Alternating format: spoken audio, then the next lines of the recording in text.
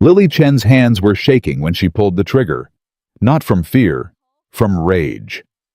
3 years she'd buried that rage deep, 3 years since they buried Thomas, since the townspeople turned their backs, since she learned that being Chinese in Texas meant being invisible until someone wanted you gone. Now Harrison Cole's men were circling her ranch like vultures, and the bleeding stranger she'd dragged from her well this morning had just whispered 3 words that changed everything. Cole killed them.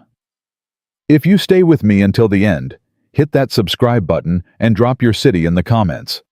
I want to see how far this story can travel. The July sun had already killed 2 of Lily Chen's cattle that week. She found them by the dried creek bed, tongues swollen, black eyes open to a sky that refused to give rain. 32 head left from the 50 Thomas had dreamed about. 32 reasons to keep fighting. 32 more chances to fail. Lily wiped the sweat from her face and kept walking toward the well. That's when she saw the boots. Lord have mercy. A man lay crumpled against the stone wall of her well, one arm still reaching toward the bucket she'd left hanging that morning. His shirt was soaked through, not with sweat, but with blood. 2 wounds, maybe 3. His face was burned red from the sun, lips cracked and bleeding. Lily's first instinct was to run. A white man, dying on her property, in Texas. She knew exactly how this would look when someone found him, knew exactly who they'd blame. "Ain't my problem," she whispered. "Ain't my business." She turned to leave. The man's hand shot out and grabbed her ankle. "Please." His voice was nothing but dust and desperation. His eyes gray as storm clouds found hers and held on like she was the only solid thing left in the world. "Please. They're coming." "Who's coming?" "Cole's men." He coughed and blood came with it. "They shot me. Left me for dead. But they'll circle back to finish it." Lily's heart stopped at the name. Harrison Cole. The man who owned half the county and wanted the other half. The man who'd been sniffing around her property for 2 years, making offers that weren't really offers. The man whose foreman had told her just last month that a Chinese widow with no protection might want to reconsider her stubbornness. What did you do to Cole? Found out what he's been doing. The stranger's grip on her ankle loosened. His eyes were starting to drift. The families, the ones who disappeared. I found proof. What families? Hendersons, Mitchells, O'Briens. He was fading fast. Cole didn't buy their land. He took it, made them vanish. Lily had known the Hendersons. Sarah Henderson had brought her bread once back when Thomas was still alive. Then one day they were gone, their ranch empty, their cattle absorbed into Cole's herds. Everyone said they'd sold and moved to California. "You're lying." "Got documents. Testimony." The stranger's eyes closed. "In my saddlebags. Horse went down, 5 miles east. Please." His hand fell away from her ankle. Lily stood there, the heat pressing down on her like a physical weight, staring at a dying man who'd just handed her the most dangerous information in the county. "Damn fool," she muttered. Then she grabbed him under the arms and started dragging. He was heavier than he looked. Lily was strong. 3 years of working a ranch alone had carved muscle onto her small frame, but dragging a full-grown man across the hard-packed Texas dirt in July heat was something else entirely. Twice she had to stop and catch her breath. 3 times she almost dropped him. But she kept going because that's what Lily Chen did. She kept going when Thomas died. She kept going when the townspeople refused to sell her supplies. She kept going when someone poisoned her dogs and left a note that said, "Go home, China girl." Home was here. This ranch, this land, Thomas's dream and now her burden. She wasn't about to let some dying stranger ruin it. "You better live," she grunted, hauling him up the porch steps. "You hear me? You better live long enough to get off my property." Inside the small ranch house, the heat was slightly less brutal. Lily laid him on the kitchen table, the only surface long enough, and went to work. Thomas had taught her basic wound care. Living alone, had taught her the rest. She cut away his shirt and found the damage. 2 bullet wounds, one in the shoulder, one low on his left side. The shoulder shot had gone clean through. The other hadn't. "This is gonna hurt." She heated her smallest knife in the stove, poured her last bottle of whiskey over the blade, and said a prayer to ancestors she wasn't sure were listening. Then she dug. The stranger screamed once, a raw, broken sound, and then went silent. Unconscious. Probably better that way. Lily worked quickly, her hands steady despite everything. The bullet came out flattened and ugly. She cleaned both wounds, packed them with yarrow from her herb garden, and wrapped everything tight with strips torn from her last clean bedsheet. By the time she finished, the sun was setting, and her hands were covered in a stranger's blood. "Now what?" she asked the unconscious man. "What am I supposed to do with you now?" He didn't answer. His breathing was shallow but steady. The fever hadn't started yet, but it would. It always did. Lily washed her hands, sat down in Thomas's old chair, and waited for the trouble she knew was coming. It came with the dawn. She heard the horses first, 3, maybe 4, moving fast from the south. Lily grabbed Thomas's rifle and moved to the window. 4 riders emerged from the dust, pulling up short when they saw her standing on the porch with the Winchester leveled at the lead rider's chest. "Morning, Mrs. Chen." The voice belonged to Silas Cutter Harrison Cole's foreman. 40-something mean as a stepped-on rattler, with a face that looked like it had never smiled and wasn't about to start now. "Mr. Cutter, you're on my property." "Just passing through." Cutter's eyes scanned the house, the barn, the empty corral. "Looking for someone. Tall fellow, dark hair, probably bleeding pretty bad. Seen anyone like that?" "Can't say I have." "That right?" Cutter nudged his horse forward a step.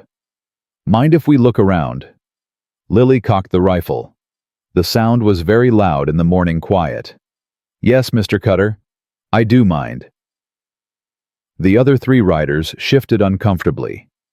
None of them had expected the little Chinese widow to put up a fight. Cutter's eyes went cold. "Mrs. Chen, I don't think you understand the situation. Mr. Cole has been very patient with you, very generous.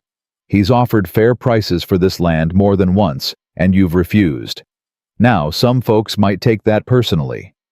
Some folks might learn to live with disappointment. And some folks might find themselves in trouble they can't handle." Cutter leaned forward in his saddle. "That man we're looking for, he's dangerous. A thief. Maybe worse. If you're hiding him, you're making a big mistake." "I'm not hiding anyone."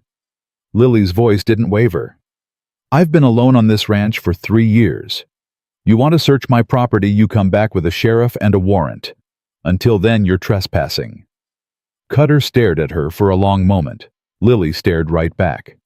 "All right, Mrs. Chen." Cutter gathered his reins.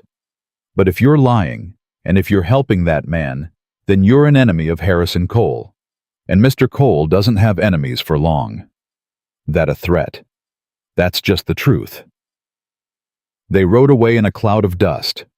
Lily stood on the porch until they disappeared, then let out the breath she'd been holding since they arrived. "Well," she said to the empty air, "that's done it." Inside, the stranger was awake. His gray eyes tracked her as she came through the door alert, despite the fever that was already flushing his skin. "I heard," he said. "Cole's men." "Yeah." Lily set down the rifle. "Congratulations. You've made me an enemy of the most powerful man in the county." "I'm sorry." "Sorry doesn't fix anything." She crossed to check his bandages.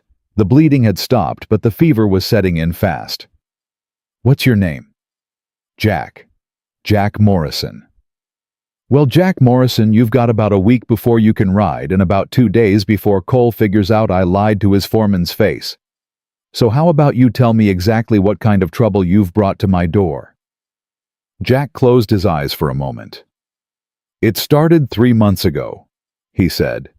"I work for a lawyer in Denver, Jonathan Morris.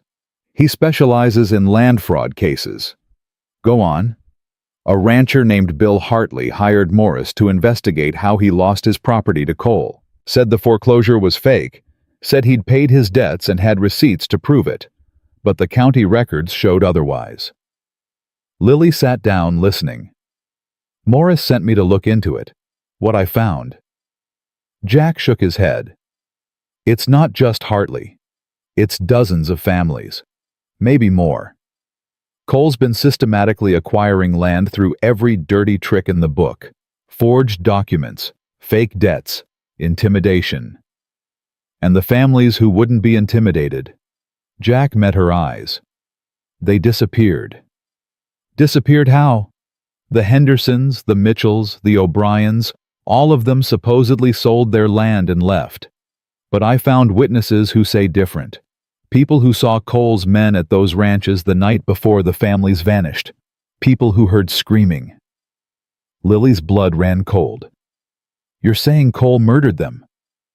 I'm saying Cole made them disappear, and dead people don't argue about land titles. Jack tried to push himself up, and immediately collapsed back gasping. I had proof. Documents, testimony, all in my saddlebags when they ambushed me on the trail. If Cole has those bags now, then he has everything. He has enough to know I wasn't working alone. Morris is in danger. Everyone who helped me is in danger. Jack's eyes found hers. And now you are too. Lily absorbed this. 3 years she'd been invisible. 3 years of being the Chinese widow, no one talked to, no one helped, no one noticed. She'd thought that invisibility was a curse. Turns out it might have been the only thing keeping her alive. Why are you telling me this? She asked quietly. You could have lied, could have made up some story about being a drifter who got robbed. Because you saved my life. Jack's voice was rough with pain, and something else, something that sounded like shame. And because if Cole comes back, you deserve to know what you're fighting. I'm not fighting anybody. I'm just trying to keep my ranch. Mrs. Chen. Lily. Lily. Jack looked at her, really looked, and for the first time she saw something in his eyes besides pain and desperation. Respect maybe. Recognition. Cole won't stop with threatening. He's been circling your property for years, waiting for the right moment to take it. Now he has an excuse. He'll say you're harboring a fugitive. He'll use that to justify whatever he does next. Then I'll go to the sheriff. Jack laughed bitterly. Sheriff Burke Cole owns him. Bought and paid for. The territorial marshal then. 2 days right away. Cole can do a lot of damage in 2 days. Lily stood up and moved to the window, looking out at the land Thomas had loved, the land she'd fought to keep, the land that might get her killed. What exactly are you suggesting? She asked without turning around. I'm suggesting we fight back. You've already saved my life. Already lied to Cole's men. Already made yourself a target. Jack's voice hardened. The only way out now is through. We find my saddlebags, recover the evidence, and get it to someone who can actually do something. The territorial governor. Federal marshals. Someone outside Cole's reach. And if we fail, then we're no worse off than we are now. Lily turned to look at him, this wounded stranger who'd crashed into her life and set it on fire. You're asking me to risk everything. I'm asking you to fight for what's yours. Jack held her gaze. You've been fighting alone for 3 years, Lily. Surviving. Holding on. But surviving isn't the same as living, and holding on isn't the same as winning. Cole is going to come for this ranch, whether you help me or not. The only question is whether you face him alone or whether you have help. Your help. A man who can barely sit up. I won't be like this forever. Give me a week. Maybe less. Something like fire burned in his gray eyes. I've been chasing men like Cole my whole adult life. I know how they think. I know how they fight, and I know how to beat them. How? By hitting them where it hurts. Their money, their reputation, their power. Jack managed a thin smile. Cole isn't evil because he enjoys it. He's evil because it's profitable. Take away the prophet, expose his crimes, and the whole thing falls apart. Lily was silent for a long moment. She thought about Thomas, who'd dreamed of building something on this land. She thought about Sarah Henderson, who'd brought her bread and then vanished. She thought about the note someone had left on her door, "Go home, China girl," and how she'd burned it without telling anyone because there was no one to tell. She thought about 3 years of loneliness, 3 years of survival, 3 years of pretending that isolation was the same as safety. "If I do this," she said slowly, "if I help you, what happens to my ranch? What happens to me? I don't know." Jack's honesty was brutal. "I can't promise you safety. I can't promise you'll win. All I can promise is that I'll fight beside you until this is over, whatever that means." "That's not much of a promise." "It's all I have." Lily walked back to the table and looked down at him, this stranger who might be her salvation or her destruction. "You rest," she said finally. "Build your strength. We'll talk more when you can stand without falling." "Does that mean—" "It means I haven't decided yet." She moved toward the door. "I've got cattle to water and fences to check. Try not to die while I'm gone." She stepped out into the brutal Texas morning, pulling the door shut behind her. The heat hit her like a wall, but Lily barely felt it. Her mind was spinning with everything Jack had told her, everything she'd have to risk, everything she might lose. 3 years of survival. 3 years of holding on. And now a bleeding stranger had offered her something she hadn't dared to want a chance to fight back. The question was whether she was brave enough to take it, or whether she'd learned too well that in this life, courage and survival rarely went together. The next 3 days settled into an uneasy rhythm.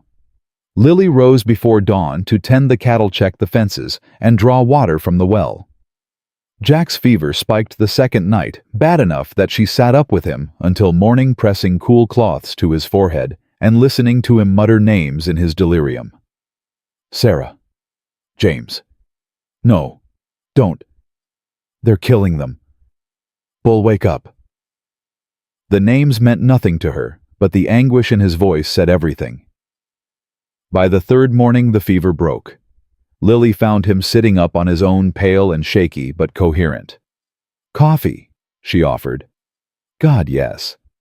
She poured him a cup and watched him drink it with the desperation of a man who'd thought he might never taste anything again.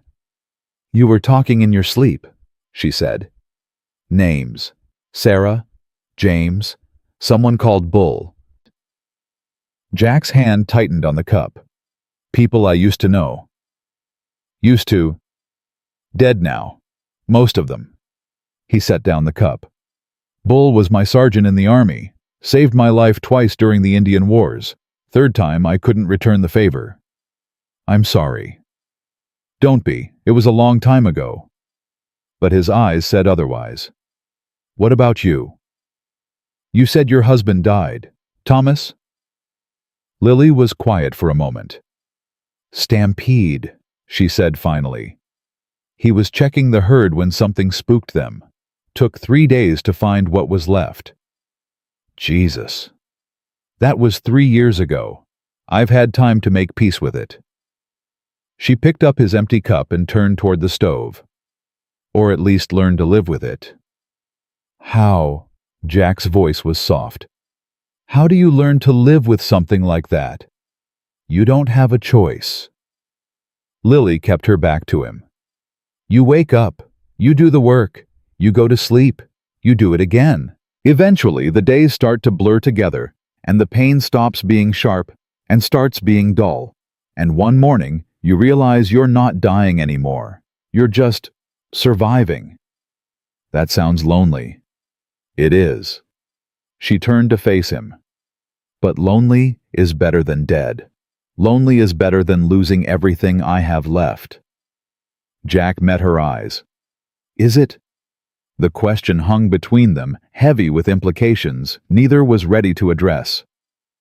"You should rest," Lily said, breaking the moment. "You're still too weak to ride. I need to find those saddlebags. You need to heal. The saddlebags aren't going anywhere." Cole's men might have found them by now. Maybe. Or maybe they're still out there in the brush where your horse went down. Lily crossed her arms. Either way, you're not going anywhere in this condition. You'd make it maybe 2 miles before you passed out. Jack opened his mouth to argue, then closed it. You're right, he admitted. I hate it, but you're right. Good. We agree on something. Lily. He hesitated. Thank you for everything. I know I've brought nothing but trouble to your door, and I know you have every reason to throw me out and pretend we never met. But you didn't, and I won't forget that. Lily looked at this man, this stranger, who'd somehow become the most important person in her world in the span of 3 days. Don't thank me yet, she said. Thank me when we survive this. Optimistic. Realistic. She moved to the door. Cole's men will be back. Maybe not today, maybe not tomorrow, but soon.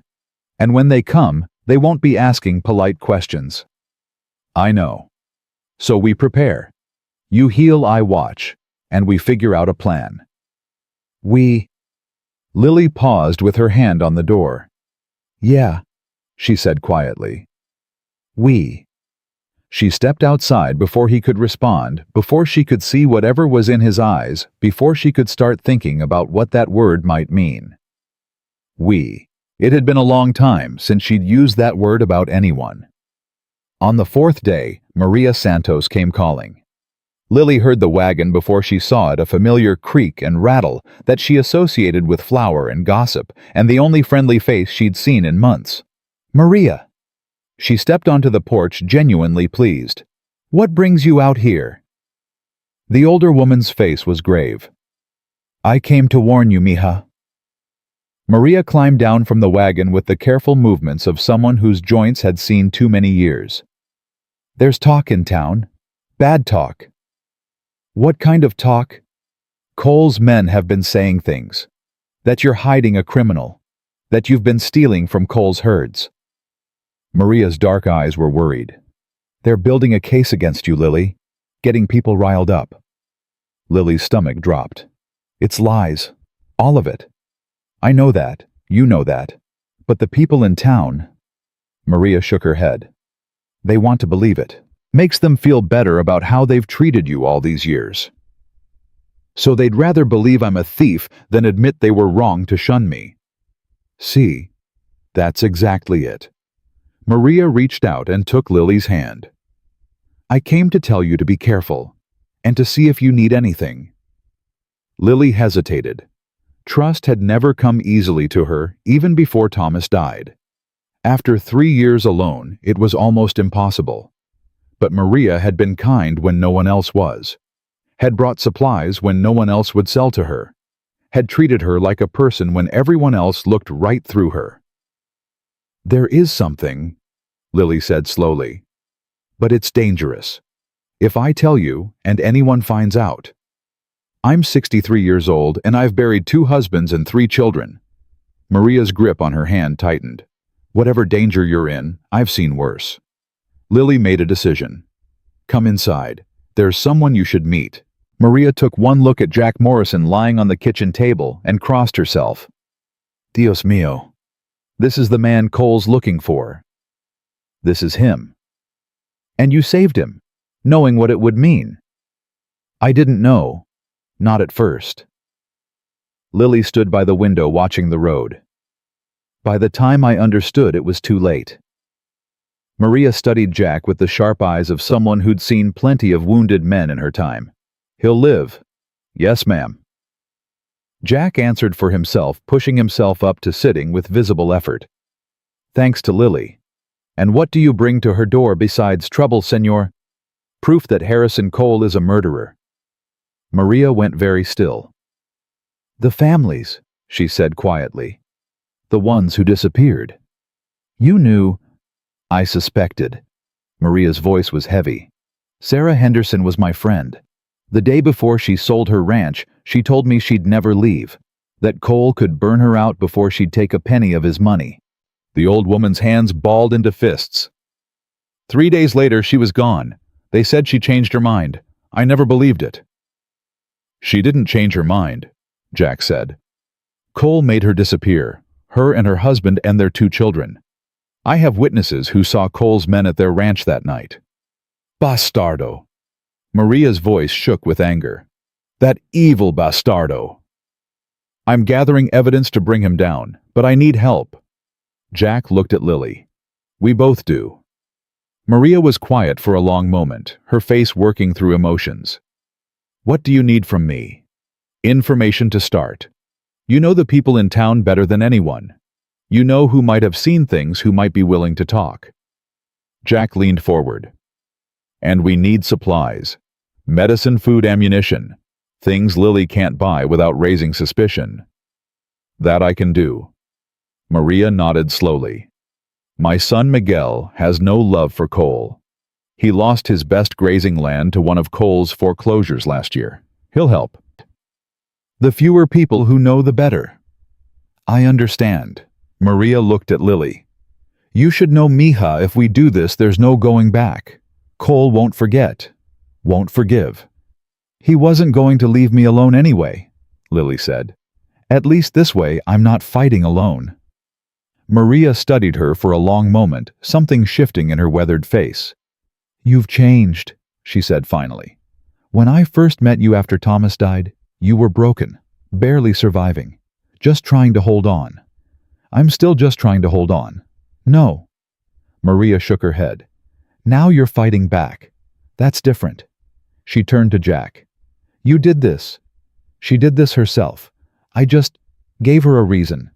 Maria nodded, seeming to accept this. Then let's talk about how we're going to take down the most powerful man in the county without getting ourselves killed. She sat down at the table, and the 3 of them began to plan.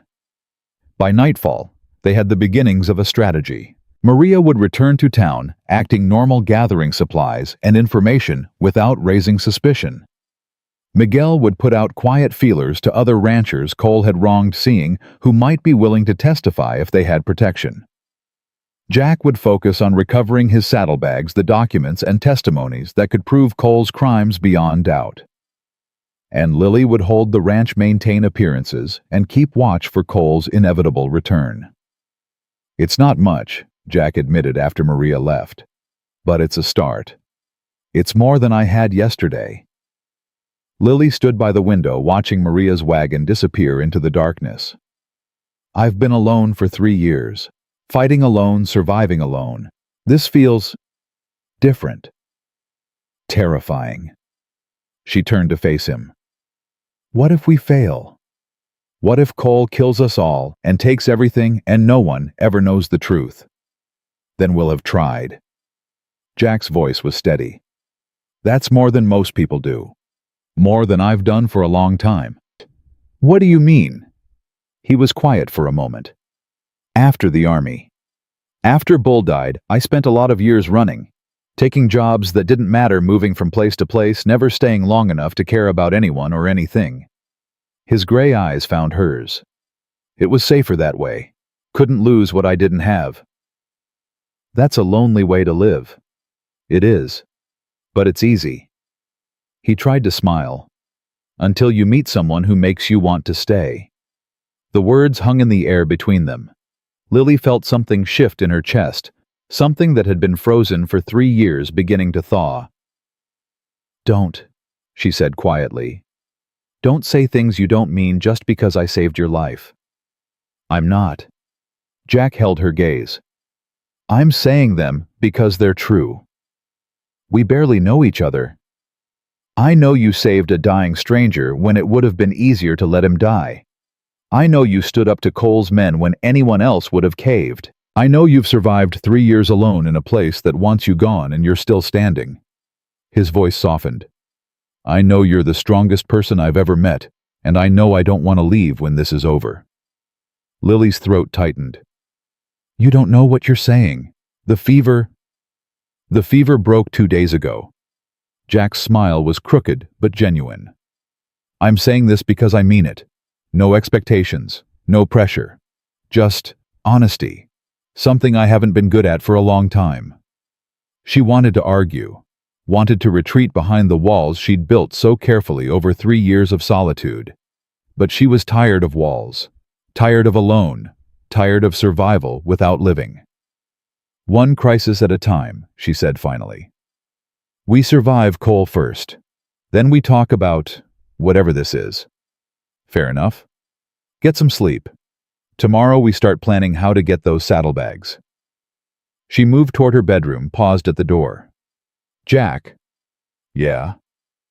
"Thank you. For being honest. Thank you for listening." She closed the door between them and leaned against it, her heart beating faster than it had in 3 years. Outside, the Texas night was quiet, except for the distant howl of coyotes and the endless whisper of wind through dry grass. Somewhere out there, Harrison Cole was planning his next move. And here, in this small ranch house, Lily Chen was planning hers. The fight was just beginning. 3 days later, Jack could walk without falling. "Not good enough," Lily said, watching him take slow steps across the kitchen. "You need to ride. Walking won't get us to those saddlebags." "Then let's go. You'll tear your stitches open before we make it a mile." "I'll risk it." Jack grabbed the back of a chair, steadying himself.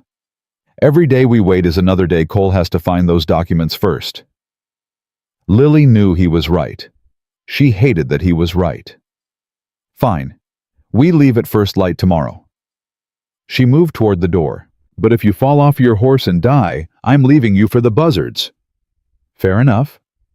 She was halfway out when his voice stopped her. "Lily, thank you." "Stop thanking me. It's getting old." "I mean it." "I know you do." She didn't turn around. "That's what makes it worse." She stepped outside before he could respond, her heart doing things she didn't want to examine too closely. The morning came too fast. Lily saddled both horses while Jack struggled into his shirt, wincing at the pull on his wounds. She pretended not to notice, giving him the dignity of his pain. "You remember where your horse went down?" 5 miles east, near the old Miller place. Jack pulled himself into the saddle with a grunt that told her exactly how much it cost him. "There's a dry creek bed with a dead cottonwood. That's where they ambushed me. And if Cole's men are watching the area, then we'll deal with it." They rode out as the sun broke over the hills, following game trails that Lily knew better than anyone. She'd spent 3 years mapping this land, learning every shortcut, every hiding place, every advantage the terrain could offer.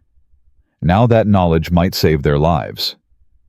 An hour into the ride, Jack spoke. "Tell me about Thomas." Lily's hands tightened on the reins. "Why?" "Because I want to know. Because you never talk about him. Because—" He hesitated. "Because I want to understand who you were before all this. I was his wife, that's all. That's not all. Nobody is just one thing." She rode in silence for a long moment. "He was kind," she said finally. "That was the first thing I noticed about him. In San Francisco, where I grew up, kindness wasn't common, especially not toward Chinese girls." "How'd you meet—" "He worked for the railroad, came into my father's laundry looking for someone to mend his shirts." A ghost of a smile crossed her face.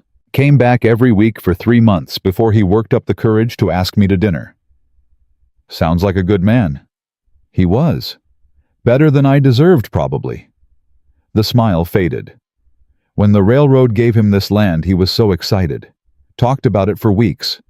The house we'd build, the cattle we'd raise, the children we'd have." "Children." "Never happened."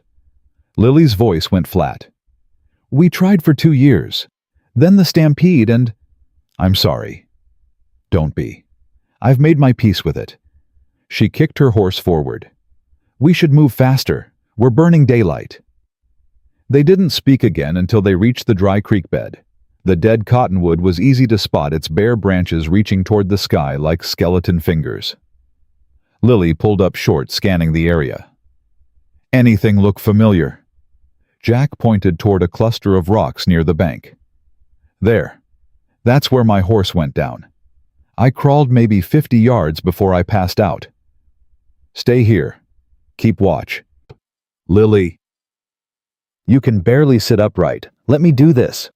She dismounted and moved toward the rocks, her eyes scanning the ground for any sign of the saddlebags. The brush was thick here, mesquite and juniper crowding together in a tangle of thorns and branches. "See anything?" Jack called. "Not yet." She pushed deeper into the brush, ignoring the thorns that tore at her clothes. Thomas's voice echoed in her memory. "Careful, Lily. You always rush in without thinking," but she pushed it aside. Then she saw it. A leather strap, half buried in the dust. "Jack, I found—" The click of a hammer being cocked froze her mid-sentence. "Don't move, China girl." The voice came from behind her, close enough that she could feel the speaker's breath on her neck. She raised her hands slowly, her heart pounding. "Turn around. Slow." She turned. Silas Cutter stood 3 feet away, his pistol leveled at her chest. 2 more of Cole's men emerged from the brush, their weapons drawn. "Well, well," Cutter's smile was ugly. "Mr. Cole said you'd come looking for these." He held up Jack's saddlebags with his free hand. "Guess he was right." "Cutter." Jack's voice rang out from the creek bed. "Let her go." Cutter's smile widened. "Morrison, still alive, I see. Mr. Cole will be disappointed. Let her go, and you can have me. Oh, I'll have you both." Cutter gestured to his men. "Bring him." The 2 men moved toward Jack, but he'd already drawn his pistol. The shot echoed across the empty land, and one of Cutter's men went down clutching his shoulder. "Next one goes in your skull, Cutter." Brave talk for a man who can barely stand. Cutter pressed his pistol against Lily's temple. "Drop the gun, or I paint the ground with her brains." Jack's aim didn't waver. "You kill her, you lose your leverage." "Maybe, but she'll still be dead." Cutter's finger tightened on the trigger. "Your choice, Morrison. Her life or your pride." The moment stretched. Lily could feel her pulse hammering in her throat, could see the sweat beading on Cutter's forehead, could hear Jack's ragged breathing from 20 feet away. "Jack." Her voice was calm, steadier than she felt. "Don't." "Lily. Don't give them what they want. Not for me." "Touching," Cutter sneered. "Real touching. But I ain't got all day." Jack's jaw tightened. Then he lowered his gun. "Smart man." Cutter yanked Lily forward, keeping his pistol pressed to her head. "Now drop it. Kick it away." Jack obeyed. "Good. Now we're all going to take a nice ride to see Mr. Cole." Cutter shoved Lily toward the remaining standing gunman. "Tie her up, and if Morrison tries anything, shoot him in the knees." They bound her wrists with rough rope, then did the same to Jack. The ride to Cole's ranch took 2 hours every minute, stretching like an eternity. Lily watched Jack from the corner of her eye. His face was pale, his wounded side bleeding again through his shirt, but his eyes never stopped moving, calculating, planning. "You got a scheme," she whispered when Cutter moved ahead. "Working on it." "Work faster." Cole's ranch sprawled across the valley like a kingdom. Hundreds of cattle dotted the hills and men on horseback patrolled the perimeter. Whatever Cole was, he'd built an empire. They were hauled off their horses in front of the main house and shoved up the steps. The door opened before they reached it. Harrison Cole stood in the entrance, dressed in a fine vest, despite the heat, his silver hair immaculate. He looked at Lily the way a man looks at an insect he's about to crush. "Mrs. Chen, Mr. Morrison." His voice was smooth as oil. "Welcome to my home." "Go to hell," Lily spat. Cole's smile didn't falter. "Spirit. I've always admired that about you, Mrs. Chen. 3 years you've held on to that worthless piece of land, refusing every reasonable offer." He stepped closer. "But I'm afraid reason has run its course." "What do you want, Cole?" Jack's voice was rough with pain. "What I've always wanted. Order. Prosperity. Progress." Cole clasped his hands behind his back. "This territory is going to become a state, Mr. Morrison. When it does, the men who control the land will control the future. I intend to be one of those men. By murdering families, by stealing what isn't yours." By doing what's necessary. Cole's eyes went cold. The Hendersons, the Mitchells, the O'Briens, they were obstacles. Stubborn fools who couldn't see the bigger picture. I offered them fair prices. They refused. So you killed them. I removed them. Cole shrugged. A subtle but important distinction. Lily felt sick. You're a monster. I'm a businessman, Mrs. Chen. Monsters don't build empires. Cole turned to Cutter. Take them to the barn. We'll deal with them after dark. What happens after dark? Jack demanded. Cole's smile was the coldest thing Lily had ever seen. After dark, you both disappear, just like the others. They were dragged across the yard and thrown into a windowless barn. The door slammed shut, and Lily heard the heavy bar drop into place. Darkness swallowed them. Jack! Her voice echoed in the emptiness. I'm here. She heard him moving, then felt his shoulder brush against hers. You hurt. No. I've been better. A pained laugh. Should have listened to you. Should have waited until I was stronger. Yeah, you should have.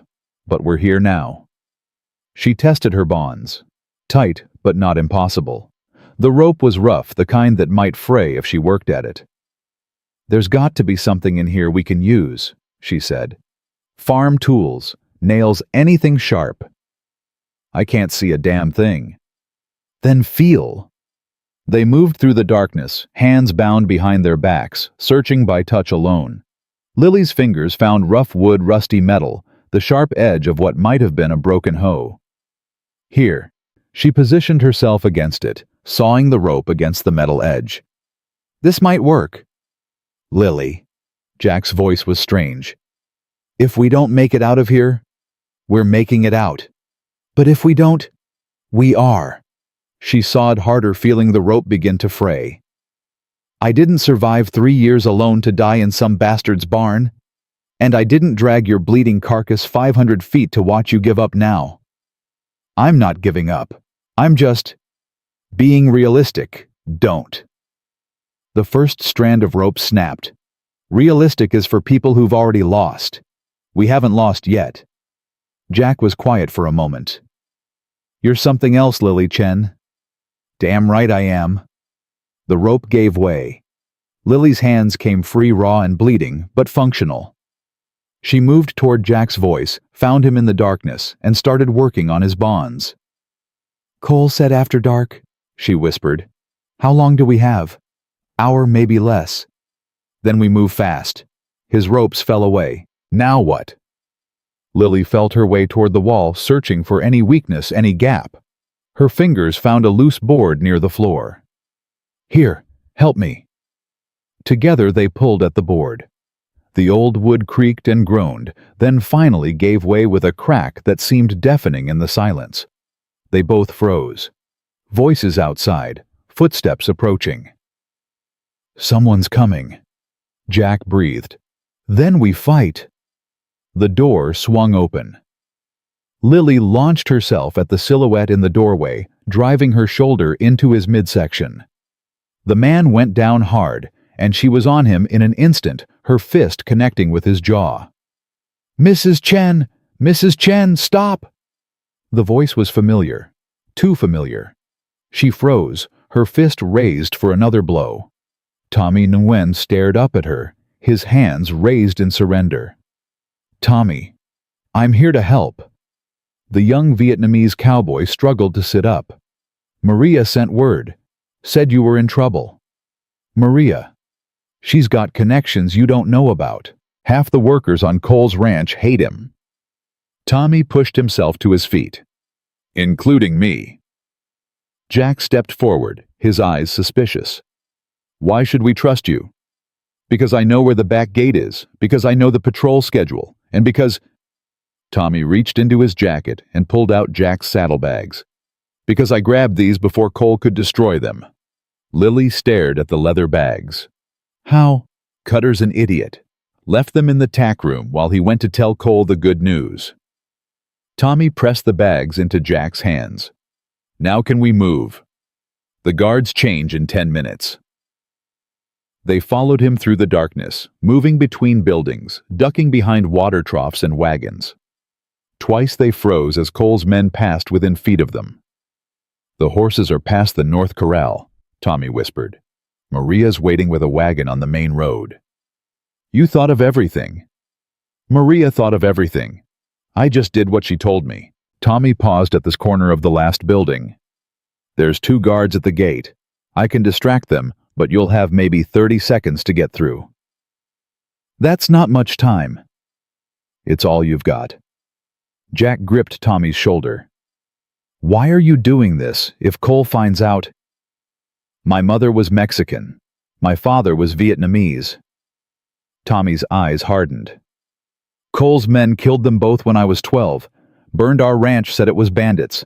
I've been waiting 10 years for a chance to make him pay." "You'll get that chance," Lily said. "I promise." Tommy nodded once, then slipped away into the darkness. They waited. A shout rang out from the other side of the ranch. The guards at the gate turned, drawing their weapons. "Now!" Jack hissed. They ran. Lily's legs burned, her lungs screamed for air, but she kept running. The gate was 20 yards away. 15. 10. "Stop!" A shot cracked through the night. Pain exploded through Lily's arm as the bullet grazed her. She stumbled, but didn't fall. "Keep going!" Jack grabbed her good arm and pulled her forward. They burst through the gate and into the darkness beyond. Maria's wagon was waiting exactly where Tommy had said. "Get in! Get in!" The old woman's voice was urgent. "They'll be coming." They threw themselves into the wagon bed as Maria whipped the horses forward. Behind them, shouts and gunfire split the night. "Are you hit?" Jack was beside her, his hands searching for the wound. "Just a graze." Lily pressed her palm against her bleeding arm. "I'll live." "You better." His voice was rough. "We're not done yet." The wagon hurtled through the darkness, Maria pushing the horses as hard as they could go. The sounds of pursuit faded behind them, swallowed by distance and night. "Where are we going?" Lily called forward. "My son's place," Maria shouted back. "Cole won't think to look there. Not yet." And then, Maria glanced over her shoulder, her weathered face set with determination. "Then we end this." They reached Miguel's ranch as dawn broke, exhausted and bleeding, but alive. Miguel Santos was a big man, quiet and steady with his mother's dark eyes and his father's broad shoulders. He took one look at them and started barking orders to his wife and children. "Get them inside, fetch water, heat bandages." Within an hour, Lily's arm was cleaned and wrapped and Jack was lying on a cot with fresh dressing on his wounds. "You have Cole's documents?" Miguel asked. Jack patted the saddlebags beside him. "Everything I gathered. Proof of fraud testimony from witnesses' records of the families who disappeared." "Is it enough?" "It's enough to hang him, if we can get it to the right people." Miguel's wife, Elena, appeared in the doorway. "There's a rider coming. Fast." Everyone tensed. Miguel grabbed his rifle and moved to the window. "It's Tommy." The tension drained from his voice. He made it out. They brought Tommy inside. The young man was covered in dust and sweat, but his eyes were bright. "Cole's in a rage," he reported. "Tore apart half the ranch looking for you, but he doesn't know where you went." "How long before he figures it out?" "A day, maybe 2. Tommy accepted the water Elena offered. "But there's something else. Something bigger." "What?" "Sheriff Burke is coming here tomorrow. Cole sent for him. They're going to charge you both with theft, assault, and murder." "Murder?" Lily's blood ran cold. "We didn't kill anyone." "Doesn't matter. The man Jack shot at the creek bed. He died last night." Tommy's face was grim. "Cole's going to pin it on you. Say you ambushed his men unprovoked." "That's a lie." "Since when has that stopped Cole?" Silence fell over the room.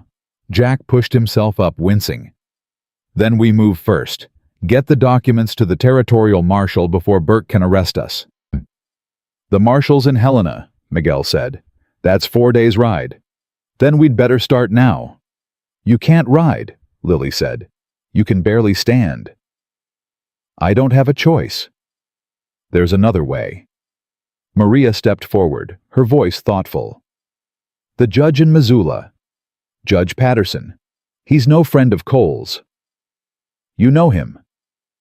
My first husband saved his life in the war. Patterson owes my family a debt he's never been able to repay. Maria's eyes gleamed. If we can get him the evidence, he'll issue warrants, real ones even Burke can't ignore. Can you reach him? I can try. Lily looked around the room at these people who'd risked everything to help her. Maria, who'd been kind when no one else would.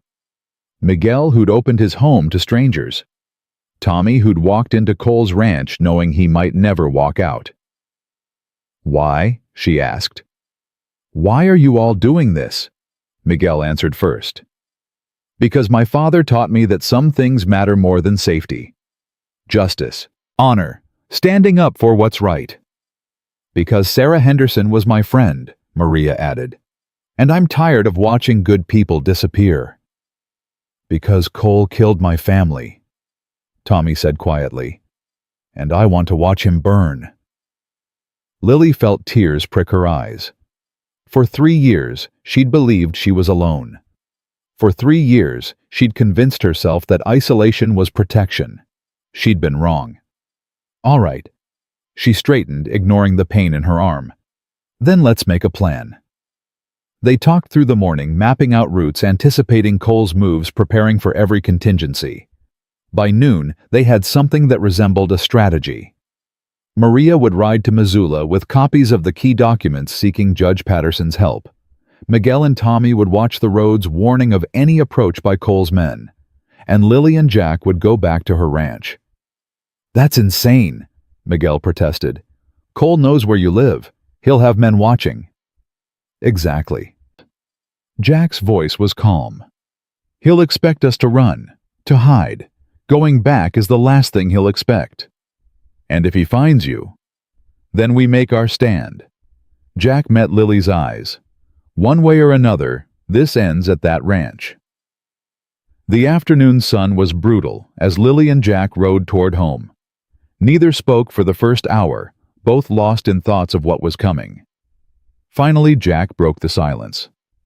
When this is over, if we survive, when we survive. His voice was firm. I meant what I said before, about wanting to stay. I remember. Do you want me to? Lily was quiet for a long moment. 3 years ago, I buried my husband and decided I'd never need anyone again. Told myself that needing people was weakness. That alone was safer. And now, she turned to look at him, this wounded stranger who'd become something more. Now I think maybe I was wrong. Jack's smile was worth every mile of hard riding. That's a start. It's all I can offer right now. It's enough. They crested the final hill as the sun began its descent. Below them, Lily's ranch sat peaceful in the fading light. But something was wrong. Smoke, Jack said. Lily's heart stopped. Thin wisps of gray rose from behind the barn. No! She kicked her horse forward, racing down the hill toward everything she had left in the world.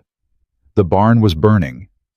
Lily threw herself off her horse before it stopped moving, running toward the flames that were eating through the wood her husband had cut with his own hands. Lily, wait. She didn't wait. Couldn't wait. 3 years of memories were turning to ash before her eyes. She rounded the corner and stopped dead. Silas Cutter stood in front of her house, a torch in one hand and a pistol in the other. 6 of Cole's men flanked him, their weapons drawn. Evening, Mrs. Chen. Cutter's smile was pure malice. We were just getting started. You bastard. Now, that ain't ladylike. Cutter gestured with his torch toward the house. Mr. Cole wanted to send you a message. This here's just the beginning. Jack rode up beside her, his pistol already in his hand. Let it go, Cutter. Cole's finished. We've got enough evidence to bury him. That right. Cutter didn't seem concerned. Funny thing about evidence, it burns real nice. He threw the torch onto her porch. No! Lily lunged forward, but two of Cutter's men grabbed her, hauling her back. She fought like a wildcat, kicking and scratching, but they were too strong. Lily! Jack raised his pistol, but 4 guns swung toward him. Go ahead, Morrison. Cutter's voice was almost friendly. Pull that trigger. See what happens. Jack's finger trembled on the trigger. Don't. Lily's voice cut through the chaos. Jack, don't. Listen to the lady. Cutter stepped closer to Jack. Drop it. Now. The flames were spreading across her porch. In minutes, the whole house would be engulfed. Jack lowered his gun. Smart man. Cutter nodded to his men. Tie him up. We're taking them both back to Mr. Cole. He tried that before, Lily spat. Didn't work out so well for him. Things are different now. Cutter's smile widened. The sheriff's on his way. He's got warrants for both of you. Murder, theft, conspiracy. By tomorrow morning, you'll be in a cell waiting to hang. Those warrants are fake. Don't matter. Burke says they're real, they're real. Cutter grabbed her chin, forcing her to look at him. You should have taken the money when Cole offered. Now you get nothing. Lily did the only thing she could think of. She spat in his face. Cutter's hand cracked across her cheek, snapping her head sideways. You'll pay for that, China girl. Leave her alone. Jack struggled against the men holding him. Shut him up. One of Cutter's men slammed the butt of his rifle into Jack's stomach. He doubled over, gasping. Now then. Cutter wiped his face. Where were we? Oh yes, taking you to meet your maker. Cutter. The shout came from the road. Everyone turned. Sheriff Daniel Burke sat his horse at the edge of the property, his badge glinting in the firelight. Behind him rode a dozen men, not Cole's hired guns, but ranchers Lily recognized. Miguel Santos, Tommy Nguyen, a half-dozen others she'd seen in town but never spoken to. And at the front, sitting straight as an arrow in his saddle, was a man in a black coat with silver buttons. That's far enough, Cutter. The man's voice carried the weight of authority. I'm Federal Marshal William Crane. You're under arrest. Cutter's face went pale. Under arrest for what? Murder, fraud, conspiracy. About a dozen other charges I'll read to you when we've got time. Crane dismounted and walked toward them, calm as Sunday morning. Now drop your weapons, all of you. Burke, Cutter's voice cracked. Do something. Sheriff Burke didn't move. Burke, it's over, Silas. Burke's voice was tired, old. Cole's finished. Judge Patterson issued federal warrants this morning. Everything Cole built is coming down. You spineless. I'm tired. Burke cut him off. Tired of covering for Cole. Tired of looking the other way while good people disappear. Tired of being the kind of man my father would be ashamed of. Cole will kill you for this. Cole's already in custody. Marshal Crane smiled thinly. Arrested him an hour ago. He's on his way to Helena right now. Lily felt the world tilt. Cole's arrested? Your friend Maria moves fast.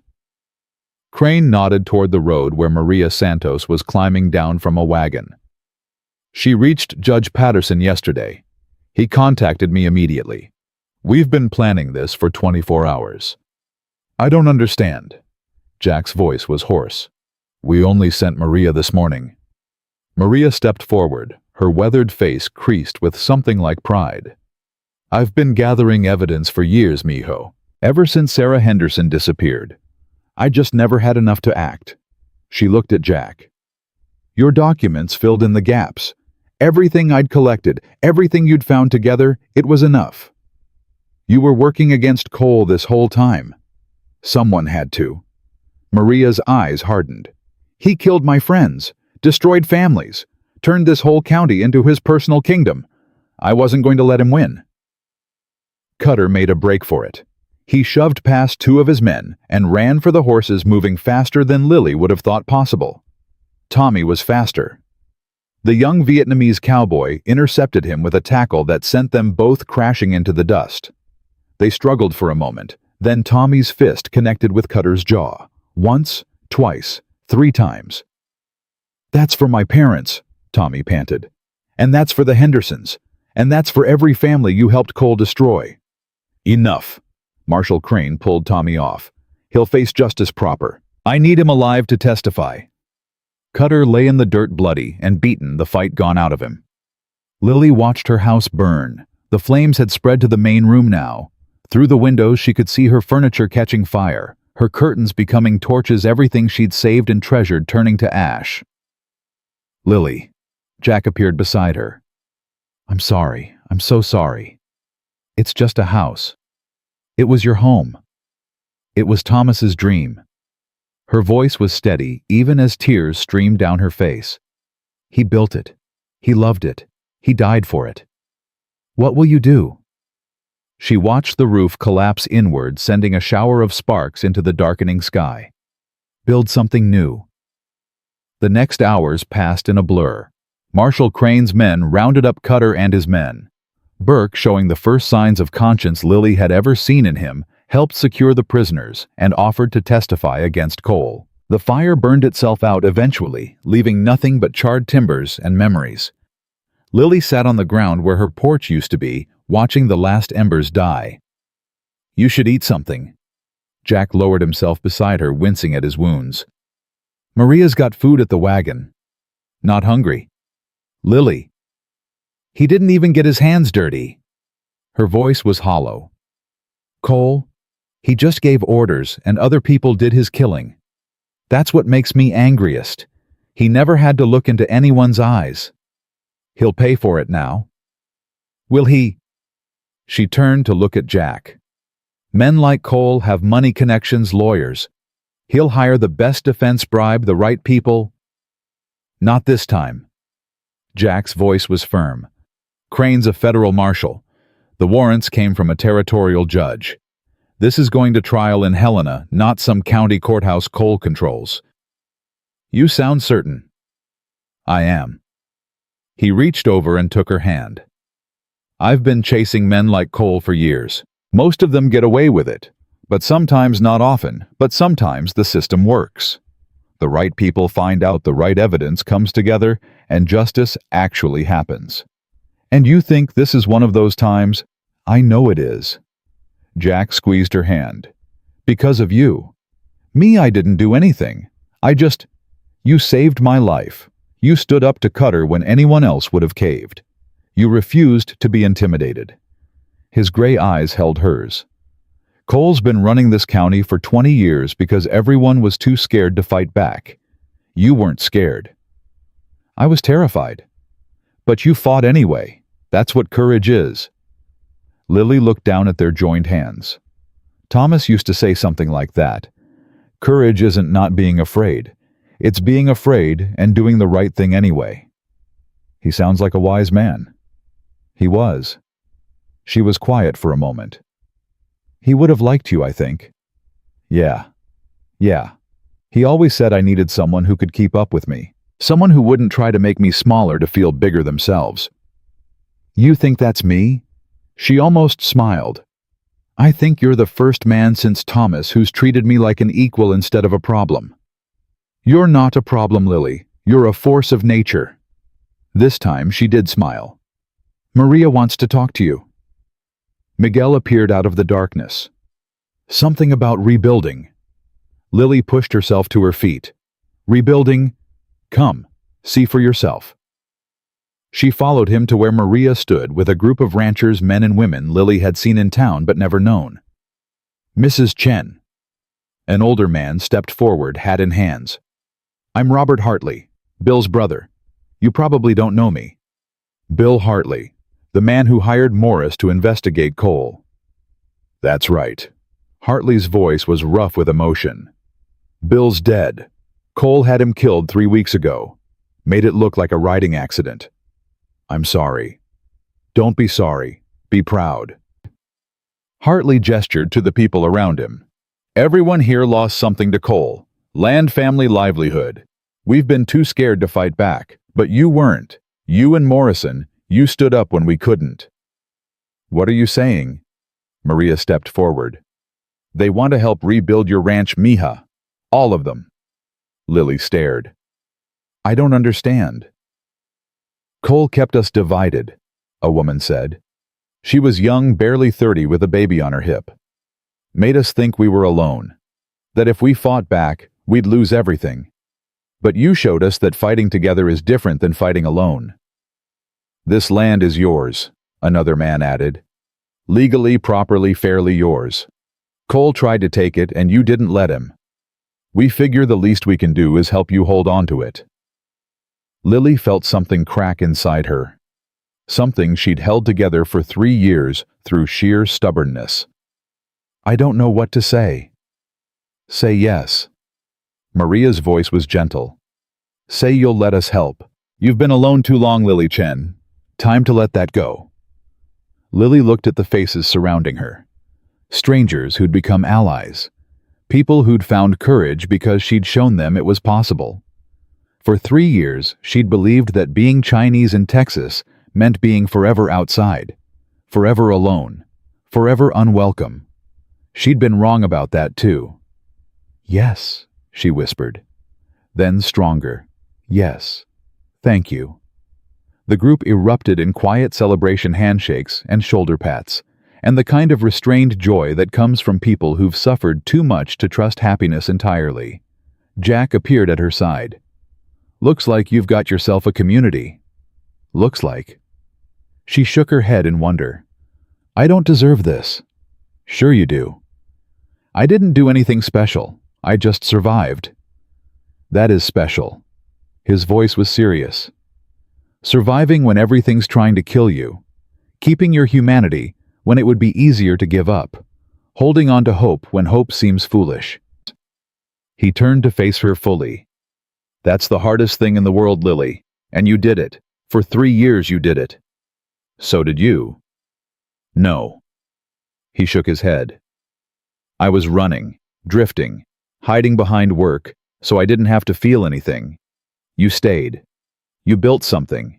You made a life. A life that just burned to the ground. Buildings burn. People don't. Jack reached out and brushed a strand of hair from her face. Whatever you build next will be better, because you won't be building it alone. Is that a promise? That's a fact. His gray eyes held something she was almost afraid to name. If you'll have me. Jack Morrison, are you asking to move in with a Chinese widow in the middle of Texas? I'm asking to build a life with the strongest woman I've ever met. The location's just a detail. Lily looked at this man who'd arrived dying on her property and somehow become the most important person in her world. People will talk. Let them. It won't be easy. Nothing worth having ever is. You might regret it. Never. His voice was absolutely certain. Not for 1 second. Not for the rest of my life. She kissed him. It wasn't romantic. Wasn't pretty.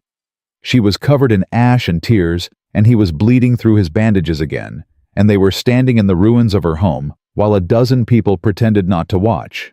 But it was real. The first real thing she'd let herself feel in 3 years. When she pulled back, Jack was smiling. Is that a yes? That's a, we'll see. I'll take it. You don't have a choice. Someone cleared their throat. Marshal Crane stood a few feet away, his expression carefully neutral. Sorry to interrupt, but I need statements from both of you, for the record. Now, Lily asked. The sooner the better. Cole's lawyers are already filing motions. The more documentation we have, the harder it'll be for him to wiggle out. Lily looked at Jack. Jack looked at Lily. All right, she said, let's finish this. They gave their statements by lantern light, sitting on the back of Maria's wagon while Crane wrote everything down in careful script. The whole story from Jack's investigation to Cole's ambush to everything that followed. It took 3 hours. By the time they finished, the first gray light of dawn was touching the horizon. One more thing. Crane closed his notebook. We recovered Cole's personal files from his ranch. There's documentation of every family he targeted, every bribe he paid, every crime he committed. Will it be enough to convict him? More than enough. Crane's expression was grim but satisfied. Harrison Cole is going to spend the rest of his life in prison, and everyone who helped him cut her, the lawyers, the corrupt officials, they're all going down too. What about the land? Lily asked. The ranches Cole stole. That'll take time to sort out, but the territorial governor has already ordered a full review of every land transaction Cole was involved in. The families who lost their homes, the ones still alive, will get their property back. And the ones who aren't still alive. Crane's face tightened. We're searching Cole's property. If there are bodies, we'll find them. Give them proper burials. Notify next of kin. Lily thought of Sarah Henderson, who'd brought her bread and then vanished. Good, she said quietly. That's good. Crane shook both their hands and left to organize his men. Lily and Jack sat in silence, watching the sunrise paint the sky in shades of pink and gold. It's really over, Jack said finally. Is it? Lily leaned against his shoulder. Feels like it's just beginning. Maybe both.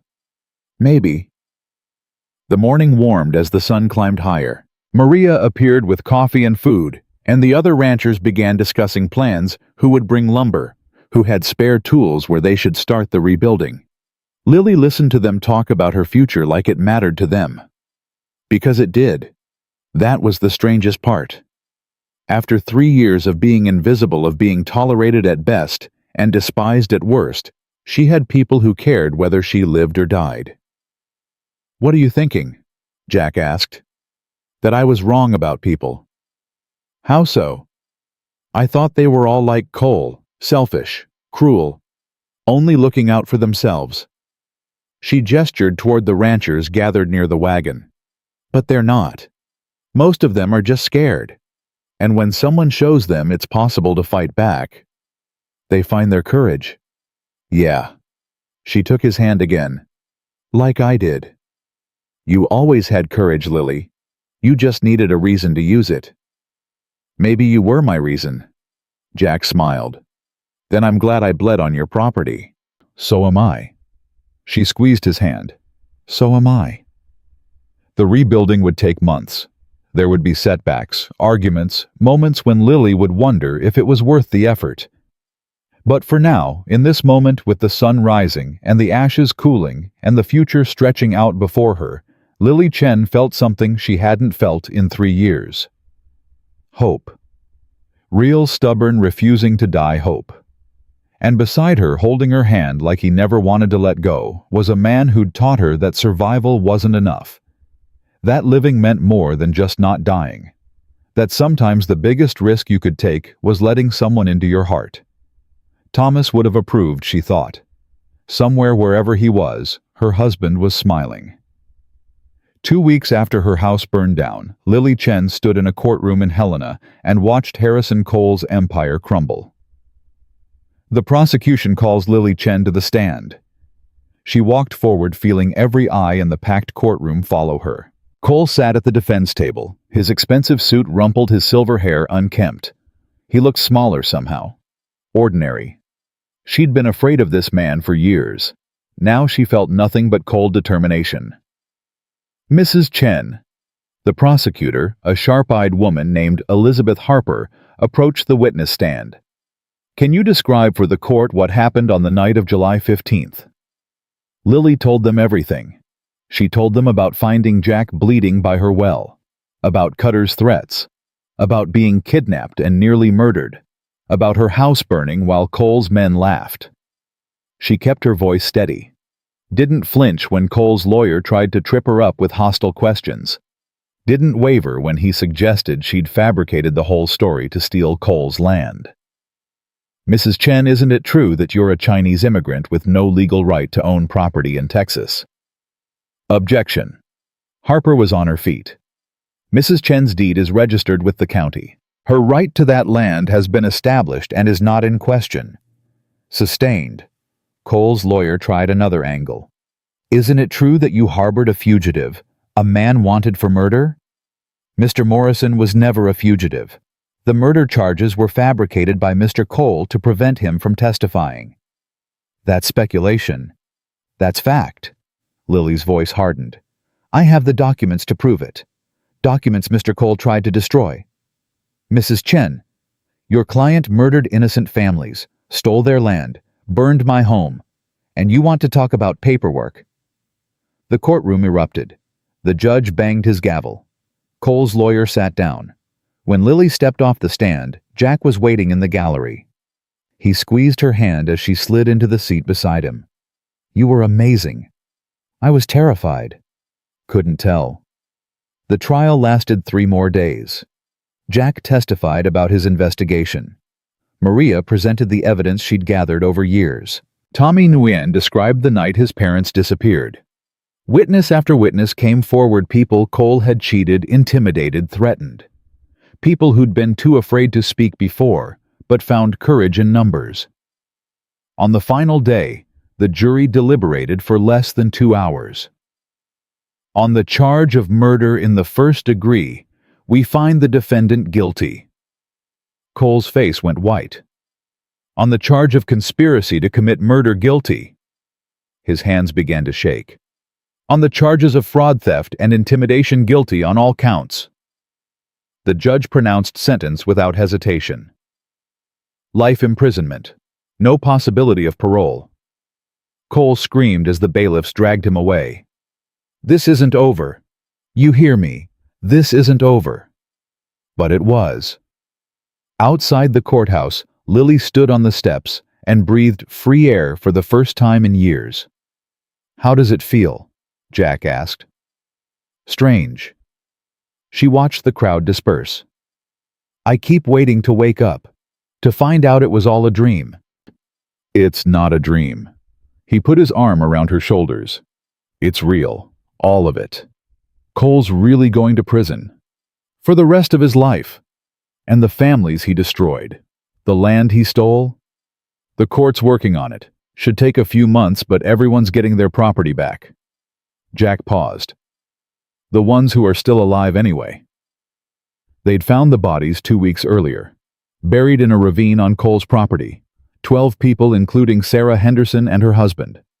Lily had attended the memorial service, had wept with the other mourners, had promised herself she'd never let another Cole rise to power if she could help it. Mrs. Chen, she turned. A young woman approached, maybe 25, with red hair and anxious eyes.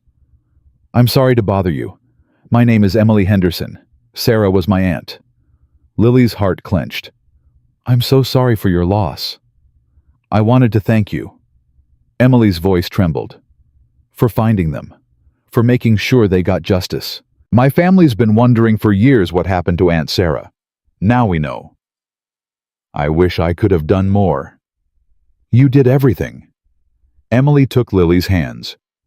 The prosecutor told me about you. How you saved Mr. Morrison. How you stood up to Cole when no one else would. I had help. But you started it. You were the first one brave enough to fight back. Emily squeezed her hands. Thank you. From my whole family. Thank you. She walked away, disappearing into the crowd. Jack watched her go. That's going to keep happening, you know. People thanking you. I don't want thanks. I know. But you're a hero now, whether you like it or not. I'm not a hero. I'm just a rancher who got lucky. Lily. Jack turned her to face him. You are the furthest thing from lucky I've ever met. Everything you have, you earned. Every victory you fought for. Stop pretending otherwise. She wanted to argue. Couldn't find the words. Let's go home, she said instead. They rode back to her property the next day. The house was gone, but the land remained. Her land. Thomas's dream. The one thing Cole couldn't take. Miguel and the other ranchers had already started clearing the debris. Fresh lumber was stacked near the well, waiting to be transformed into walls and floors, and a roof that would shelter her through the coming winter. We figured we'd wait for you before starting the actual building. Miguel handed her a cup of coffee. Your house. Your say in how it looks. I don't know the first thing about construction. That's what we're here for. He smiled. But you should decide. Bigger, smaller, different layout. Lily looked at the cleared ground, trying to imagine something new rising from the ashes. Bigger, she said finally. 2 bedrooms instead of 1. Jack raised an eyebrow. 2. Just in case. Maria appeared beside her, eyes twinkling. Just in case of what, mija? Just in case. Lily's face flushed. You never know when you might need extra space. Maria's smile said she knew exactly what Lily meant. I'll make sure the 2nd bedroom has good light, for a nursery. Maria. What, I'm old. I don't have time to be subtle. The building started the next morning. For 3 weeks, ranchers came and went, bringing supplies, lending hands, sharing meals. Men Lily had never spoken to worked alongside her, teaching her to measure and cut and hammer. Women she'd only seen in town brought food and laughter and stories about their own struggles. The community Cole had tried to destroy was rebuilding itself, and Lily was at its center. You're good at this, Jack said one evening, watching her supervise the roof installation. At what? Leading. People listen to you. They're just being polite. No. His voice was serious. They respect you. Trust you. That's different than polite. I don't know the first thing about leading. Maybe not. But you know about surviving, about fighting for what's right, about not giving up when everything seems hopeless. Jack took her hand.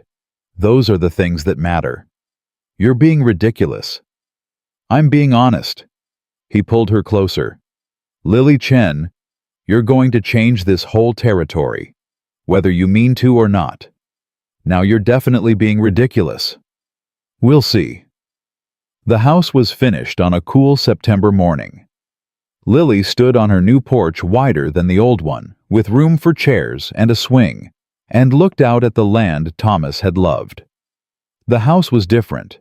Bigger, sturdier, with windows that let in more light, and a kitchen that didn't make her feel claustrophobic. The 2nd bedroom sat empty for now, waiting for a future she was finally allowing herself to imagine. What do you think? Jack appeared beside her, 2 cups of coffee in his hands. It's not what Thomas built. No, it's what you built. She accepted the coffee, let the warmth seep into her hands. With help. Everything good is built with help. Jack looked out at the land with her. Nobody does anything worthwhile alone. I spent 3 years thinking otherwise. And now I know better. She leaned against his shoulder. Now I know that asking for help isn't weakness. It's the smartest thing you can do. They stood in comfortable silence, watching the morning unfold. Jack? Yeah. I've been thinking about what you asked, back when my house was burning. His body tensed.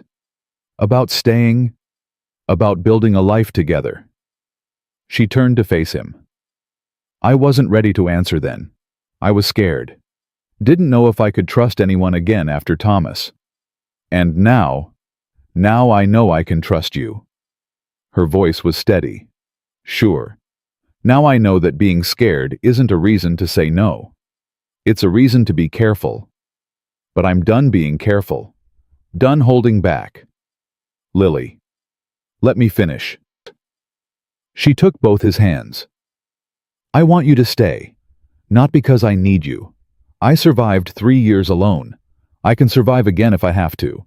But I don't want to just survive anymore. I want to live. I want to build something. I want a partner, not a protector. I never wanted to protect you. Liar. Okay, maybe a little. His smile was crooked. But mostly I just wanted to be near you. To see you be amazing. To be part of whatever you're building. Then stay. Is that an order? That's a proposal. Her heart was pounding so hard, she could barely hear herself think. Marry me, Jack Morrison. Build a life with me. Grow old with me on this land Thomas dreamed about. Jack stared at her. You're proposing to me. Somebody had to. Her voice shook only slightly. You were taking too long. I was being respectful. Be less respectful. Be brave. He laughed a real laugh full of joy and disbelief. Lily Chen, you are the most extraordinary woman I have ever met. Is that a yes? That's a hell yes. He pulled her into his arms. That's a nothing could make me happier. That's a I've been wanting to ask you for weeks but didn't know how. She kissed him. This time, it was romantic. Was pretty. Was everything she'd convinced herself she'd never have again. When they pulled apart, both breathing hard, Jack was grinning like a fool. So, when's the wedding? Maria's going to insist on planning it. God help us. It won't be fancy. I don't have money for fancy. I don't care about fancy. He cupped her face in his hands. I care about you. The rest is just details. You mean that? More than I've ever meant anything. She believed him. The wedding was set for October. Maria, true to Lily's prediction, threw herself into planning with the energy of a woman half her age. She recruited Elena and the other ranch wives, turning Lily's simple request for a small ceremony into something that threatened to involve the entire county. Maria, this is too much. Nonsense. You're a hero. Heroes deserve big weddings. I'm not. Don't argue with me, mija. I'm too old and too stubborn. Lily gave up arguing. A week before the wedding, she woke to find Tommy Nguyen waiting on her porch. Something wrong? Maybe. Tommy's face was troubled. There's talk in town. Cole's lawyer filed an appeal. Lily's blood went cold. An appeal for what? Procedural something. I don't understand the legal words. Tommy handed her a newspaper. But people are saying he might get a new trial. That's impossible. He was convicted, sentenced. I know, but his lawyers are expensive. They found some technicality. Lily read the article with growing dread. Cole's legal team was arguing that the evidence against him had been improperly obtained, that the documents Maria gathered were stolen property, that the entire case should be thrown out. They can't do this. They're trying. Jack appeared in the doorway, pulling on his shirt. What's happening? Cole's appealing his conviction. What? She handed him the newspaper, watched his face darken as he read. Son of a bitch. Can they really get him out? I don't know. Jack's jaw tightened. I need to talk to Marshal Crane, find out what's actually happening. He left within the hour. Lily spent the day pacing, unable to focus on wedding preparations or ranch work or anything except the cold fear coiling in her stomach. Cole. Free. Coming back for revenge. The thought made her physically ill. You're going to wear a hole in the floor. Maria appeared with tea and sympathy. Sit down. Drink this. I can't sit. I can't. Lily's voice cracked. What if they let him out? What if everything we went through was for nothing? It won't be for nothing. You don't know that. No. Maria's voice was calm. But I know that worrying won't change anything. We've done what we could. The rest is in God's hands. I don't trust God. Then trust Jack. Trust the marshal. Trust the system we all fought so hard to create. Maria took her hands. And if all else fails, trust yourself. You beat Cole once. You can beat him again. I don't want to have to beat him again. No. But you will if you have to. Maria squeezed her hands. That's what makes you strong, mija. Not that you don't get scared, but that you fight anyway. Jack returned at dusk. Lily met him at the porch, unable to wait any longer. Well, the appeal's been filed. Crane says it's mostly procedural nonsense, but it'll take time to sort out. How much time? Months, maybe. Could be a year. Jack pulled her into his arms. But Lily, he's not getting out. The evidence is solid. The conviction was proper. His lawyers are just throwing everything at the wall, hoping something sticks. You're sure? Crane's sure. Harper's sure. Everyone who knows the case is sure. He pulled back to look at her. Cole is going to die in prison. This appeal is just noise. What if it's not? Then we deal with it, together. His gray eyes held hers. I'm not going anywhere. Whatever happens. Promise. I promise. She let herself believe him. The night before the wedding, Maria hosted a gathering at her ranch. The women fussed over Lily's dress, a simple white cotton that Elena had helped her sew, while the men drank and told stories about their own wedding disasters. My husband showed up drunk to ours, one woman confessed. Fell asleep during the vows. Mine forgot my name, called me by his ex-girlfriend's name 3 times. Thomas showed up an hour late to ours, Lily admitted. Got lost on the way to the church. The women laughed. But he made it, Maria said. That's what matters. He always made it, no matter what. Lily's voice softened. He was like that, reliable, steady, even when everything else was falling apart. He'd be proud of you. Maria put her arm around Lily's shoulders. What you've built here, what you've become. I hope so. I know so. Maria smiled. Now stop being sad. Tomorrow you're getting married. Be happy. I'm trying. Try harder. The wedding took place at noon. Half the county showed up, crowding into the clearing where Lily's new house stood. Maria had strung wildflowers through the fence posts, and someone had brought a fiddle and a guitar. Lily walked down the makeshift aisle alone. She'd thought about asking Miguel to give her away. Had decided against it. Thomas couldn't be there, so no one would take his place. Jack waited at the end, wearing his only suit, his gray eyes bright with emotion. You came, he said as she reached him. You didn't think I would? I was worried you'd get scared and run. Running's not my style. She took his hands. Not anymore. The ceremony was simple. They'd written their own vows. I, Lily Chen, take you, Jack Morrison, as my husband. Not because I need saving, not because I'm afraid to be alone, but because you see me as I am, stubborn and scared and broken in places, and you love me anyway. I, Jack Morrison, take you, Lily Chen, as my wife, not because you need me, not because I can fix what's broken, but because standing beside you makes me want to be better, braver, more than I've ever been alone. When they kissed, the crowd erupted in cheers. Maria cried openly. Tommy smiled for the first time Lily had seen since his parents' bodies were found. Even Sheriff Burke, standing awkwardly at the back, looked moved.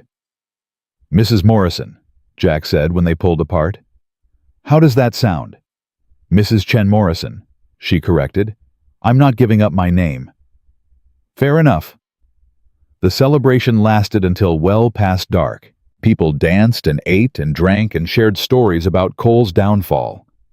Children ran between the adults, their laughter filling the night air. For a few hours, the pain and fear of the past months faded away, replaced by something brighter. Hope. As the last guests departed, Lily and Jack stood on their porch, watching the lanterns flicker in the darkness. We did it, Jack said quietly. Did what? Built something. Together. He put his arm around her. A home, a community, a life. It's not finished yet. No, but it started. He kissed the top of her head. That's what matters. Lily leaned into his warmth, feeling the last knots of tension finally release. 3 months ago she'd been alone, scared, convinced that survival was the best she could hope for. Now she had a husband, a home, a community that had chosen her as much as she'd chosen them. Jack. Thank you. For what? For bleeding on my property. She smiled into his shoulder. Best thing that ever happened to me. You too. His voice was soft. You too. They went inside together, closing the door on the night. In the distance, the lanterns flickered and went out one by one. 6 months after the wedding, Cole's appeal was denied. Lily heard the news from Marshall Crane himself, who rode out to their ranch with a grin splitting his weathered face. It's done. Judge threw out every argument, called it frivolous. Cole's staying locked up until he dies. Jack let out a breath he'd been holding for half a year. You're sure no more tricks? No more tricks. His lawyers exhausted every option. Crane accepted the coffee Lily offered. Harrison Cole is finished. For good. Lily sat down heavily in her chair. It was really over. Mrs. Morrison. Crane's voice softened. There's one more thing. The families Cole destroyed. The courts finished reviewing all the land claims. Everything's being returned to the rightful owners. That's wonderful news. It is. But there's a complication. Crane pulled an envelope from his coat. This came for you, from the Henderson estate. Lily took the envelope with trembling fingers. She recognized Emily Henderson's handwriting. Inside was a single page. Dear Mrs. Morrison, she read aloud. As my aunt's closest friend in her final years, I wanted you to know that the court has returned the Henderson Ranch to our family. We've decided to sell it too many painful memories and wanted to offer you first right of purchase. Sarah always said you were the bravest woman she'd ever met. I think she'd want you to have it. Lily looked up at Jack. The Henderson place is 3 times the size of our property. I know. We can't afford it. Actually. Crane's grin returned. That's the other thing I came to tell you. The territorial government is offering grants to families displaced by Cole's crimes. Recovery funds. You qualify. Qualify for what? Enough to buy the Henderson Ranch and still have money left over. Jack whistled low. You're serious. Dead serious. The governor wants to make an example. Show people that justice actually works. Crane finished his coffee. You've got 30 days to decide. But between us, I'd take the deal. He left them alone with the news. Lily stared at the letter in her hands. The Henderson Ranch, she said slowly. Sarah's place. It's a good opportunity. It's more than that. She looked up at Jack. It's a chance to build something bigger, not just survive, thrive. Is that what you want? I don't know. She set the letter down. 6 months ago, I just wanted to keep what I had. Now I'm thinking about the future. Our future. Her hand moved unconsciously to her stomach. All of it. Jack went very still. Lily, are you... I don't know yet. It's too early to tell. But her eyes were bright. I've been tired lately. Sick in the mornings. Maria thinks... Maria knows. Maria knows everything. Lily laughed. She figured it out before I did. Jack crossed the room in 3 strides and pulled her into his arms. Lily. Don't get excited. I might be wrong. I don't care if you're wrong. His voice was rough with emotion. I don't care if it takes years. I just... He pulled back to look at her. You want this. Children, a family. I want everything. She cupped his face in her hands. With you. Whatever that looks like. Then we buy the Henderson Ranch. Just like that. Just like that. He kissed her forehead. We build something big enough for a family. Something our children can inherit. Something that lasts. Our children. Lily tested the words. I never thought I'd say that again. Get used to it. Jack's smile was radiant. Mrs. Chen Morrison, we're going to have the biggest, loudest, most stubborn family in Texas. God help us. God help our neighbors. They purchased the Henderson Ranch 3 weeks later. Moving day was chaos. Half the community showed up to help loading furniture, herding cattle, transporting supplies. Maria directed traffic like a general commanding troops.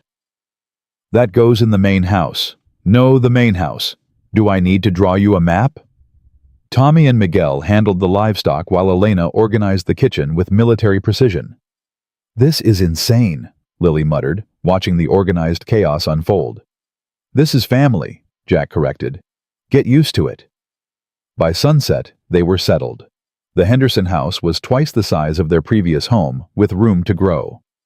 Lily stood on the porch wider than any porch she'd ever owned, and looked out at land that stretched to the horizon. "Sarah would have loved this," she said quietly. "You'll do right by her memory." Jack joined her, 2 cups of coffee in hand. By all their memories. How? By living, by building, by proving that Cole didn't win. He handed her a cup. "The best revenge is a good life, Lily. That's what my mother used to say." "Your mother sounds wise." "She was. Died when I was 12, but I remember everything she taught me." Jack's voice softened. "She would have loved you." "I wish I could have met her." "Me too." They stood in comfortable silence, watching the first stars appear. Jack. I'm pregnant." He nearly dropped his coffee. "What, you said you weren't sure?" "I wasn't. But Maria brought the doctor out this afternoon while you were working the cattle." Lily's smile was trembling, but real. "It's confirmed. We're having a baby." Jack set down both cups and pulled her into his arms. "Lily. I know. A baby. I know. Our baby." She laughed against his chest. "Yes, Jack. Our baby. That's generally how it works." "When?" "Spring. April, the doctor thinks." "April." He pulled back, his eyes wet. "That's Thomas's birth month." She'd forgotten she'd told him that. "It is." "Is that... Are you okay with that?" "I think it's perfect." Her voice was steady. "Thomas gave me this land. Now our child will be born in his month on his dream." She touched her stomach. "It feels right." "It is right." Jack covered her hand with his. "Everything about this is right." The pregnancy progressed smoothly. Maria hovered constantly, dispensing advice and herbal remedies with equal enthusiasm. Elena brought food. The ranch wives took turns helping with chores as Lily's belly grew. "You need to rest more," Maria scolded after finding Lily hauling water in her 7th month. "I'm pregnant, not dying." "You're stubborn is what you are." "I learned from the best." Maria smiled despite herself. "At least sit down. Let the men do the heavy lifting." "The men are useless." "True, but they try." March arrived with wildflowers and warming winds. Lily woke one morning to sharp pain in her lower back. She lay still for a moment, breathing through it before shaking Jack awake. "It's time." "Time for what?" He was groggy. "Breakfast." "The baby, you idiot. It's coming." Jack shot out of bed so fast he nearly fell. "Now. Right now." "Yes. Now. Get Maria." "I'll get the doctor." "Maria first.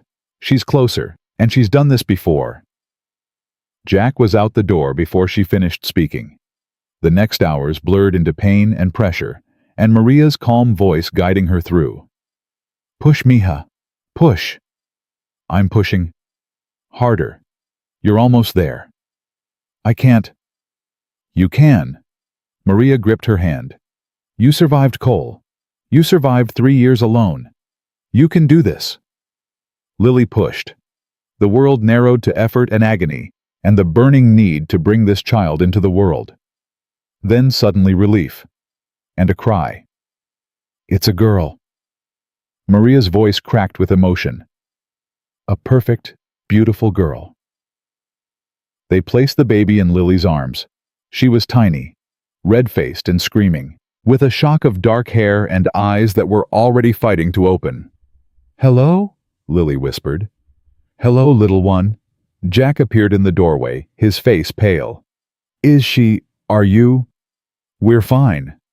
Lily looked up at him, tears streaming down her face.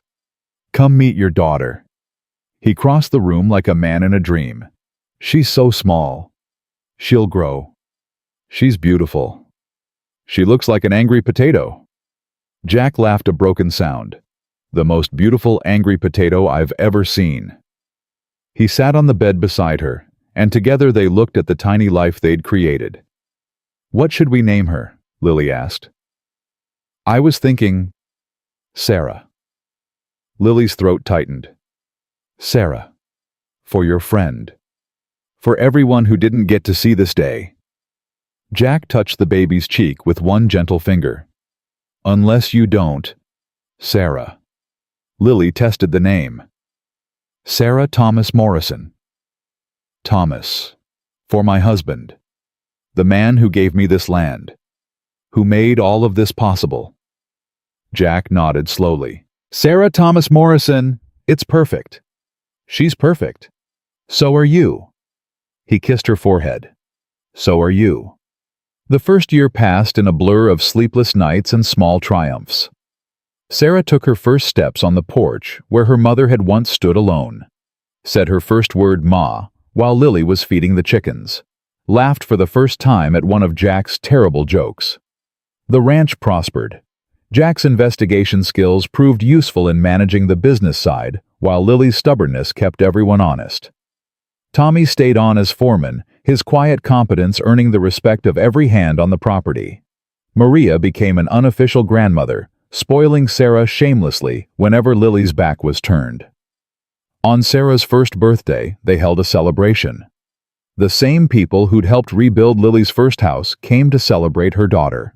Ranchers and their families, former victims of Cole's schemes, people who'd found courage because Lily had shown them it was possible. "Speech," someone called as Lily stood on her porch. "I don't do speeches." "You do now." She looked out at the crowd at faces that had been strangers 3 years ago and were now family. "When I came to Texas," she said slowly, "I thought I knew what strength meant. I thought it meant being alone, not needing anyone, surviving on my own." The crowd went quiet. "I was wrong. Strength isn't about being alone. It's about knowing when to ask for help, when to trust people, when to let them in." She looked at Jack, who was holding Sarah on his hip. "It's about building something together that none of us could build alone. 3 years ago, I was a widow with nothing but a piece of land and too much stubbornness. Now I have a husband, a daughter, a home bigger than anything I ever dreamed of." Her voice strengthened. "But more than that, I have all of you, a community that chose to stand with me when it would have been easier to look away." "Cole tried to break us," she continued. "Tried to keep us scared and divided, but we're still here, still standing, still building." She raised her glass. "To all of you, for proving that together we're stronger than any man who tries to tear us apart." "To Lily!" someone shouted. "To all of us," she corrected. The cheer that went up could probably be heard in the next county. Later, after the guests had gone and Sarah was asleep, Lily and Jack sat on their porch watching the stars. "Good speech," Jack said. "I meant every word." "I know. That's what made it good." Silence stretched between them, comfortable and warm. "Jack? Do you ever think about what would have happened if I'd left you by that well? Sometimes." His voice was thoughtful. "I'd probably be dead. Cole would still be running the county. Maria would still be gathering evidence alone. All those families would still be waiting for justice. That's a lot of weight to put on one decision." "It was a big decision." He took her hand. "You saved more than my life that day. You saved everyone Cole would have hurt after me. Everyone who found courage because you fought back. I didn't know any of that would happen. That's what makes it brave. You didn't know. You just did the right thing anyway." Lily leaned against his shoulder. "I almost didn't. Almost left you there. But you didn't. But I didn't. That's what matters." Jack pressed a kiss to her hair. Not the almost. The did. Inside, Sarah stirred and began to cry. "Your turn." Lily smiled. "It's always my turn." You love it. I do. He stood and stretched. I really do. She watched him go inside, listened to his voice, soothing their daughter back to sleep. 3 years ago, she'd been alone, convinced that isolation was safety, that needing people was weakness. That survival meant not caring too much about anyone or anything. She'd been wrong about all of it.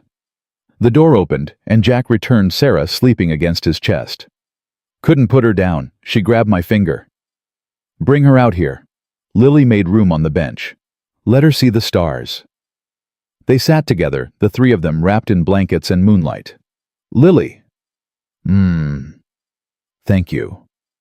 For what? For saving me. For fighting back. For building all of this. He gestured at the ranch, the house, the sleeping child in his arms. For teaching me that surviving isn't enough. That living matters more. You taught me the same thing. Then I guess we're even. I guess we are. Sarah murmured in her sleep, her tiny hand clutching Jack's shirt. She's going to be stubborn, Jack said. I can already tell. Good. Stubborn women survive. Stubborn women change the world. Let's not put too much pressure on her. She's only one. Fair enough. Jack shifted Sarah carefully. But I have a feeling she's going to be something special. She already is. Lily touched her daughter's cheek. She's ours. The years that followed brought challenges and triumphs in equal measure. Drought one summer nearly broke them, but the community rallied, sharing resources, helping each other survive. A fire threatened the eastern pastures, but Tommy organized a response that saved most of the herd. More children came. Thomas Jr., named for the man whose dream had started everything. Elena Maria, named for the woman who'd helped Lily give birth, and the woman who'd helped her find courage. The ranch grew into something bigger than Lily had ever imagined. Not just a property, but a symbol. Proof that ordinary people could stand against power and win. Others came to hear her story. Young women who'd been told they couldn't own land. Immigrants who'd been told they didn't belong. Anyone who'd been pushed aside and told they weren't enough. Lily welcomed them all. What's your secret? They asked. How did you do it? There's no secret, she always answered. You fight. You fail. You get up and fight again. You find people who believe in you. And you never ever give up. On the 10th anniversary of the day she'd found Jack bleeding by her. Well, Lily stood in the same spot. The well was newer now, reinforced with stone. The land around it had changed, more buildings, more fences, more signs of life.